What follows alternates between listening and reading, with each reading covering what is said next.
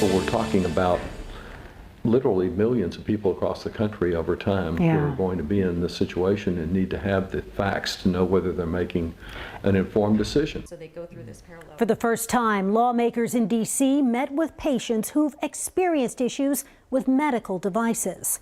The goal is to spark change in the FDA's approval process and increase transparency, issues the KVUE defenders have been reporting on since the beginning of the year.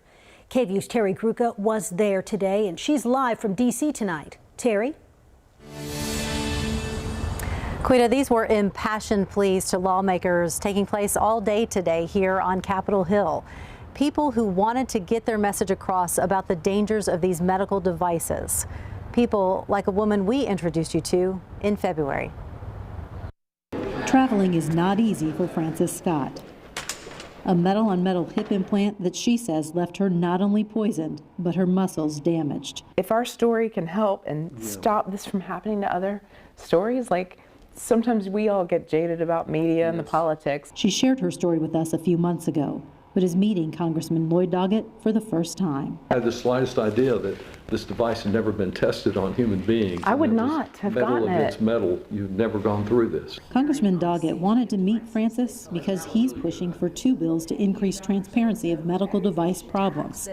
It's not just hips, mesh, breast implants, and many other devices. Just seeing your stories and seeing how much misery was caused to some individuals, and knowing from my own experience many years ago as a judge that I'd see some of these cases come up, I thought it was important to make a difference. According to Device Events, a service set up by a former FDA worker to better track problems with medical devices, the FDA receives more than 80,000 reports of problems each month involving various devices, an antiquated system that makes it difficult for patients and doctors to understand the true scope of problems. My hope is that we'll have enough citizen outrage over this, enough participation by the victims who've been directly affected along with their families, that we can bring about some change.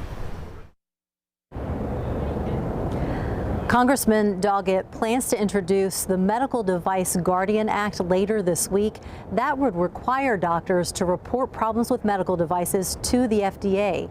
Right now, there is no requirement. Now, similar bills have failed to pass in previous years, but there really seems to be bipartisan support this time. And with more meetings scheduled with lawmakers tomorrow, there's also a lot more hope. Count on the KVUE defenders to let you know what happens.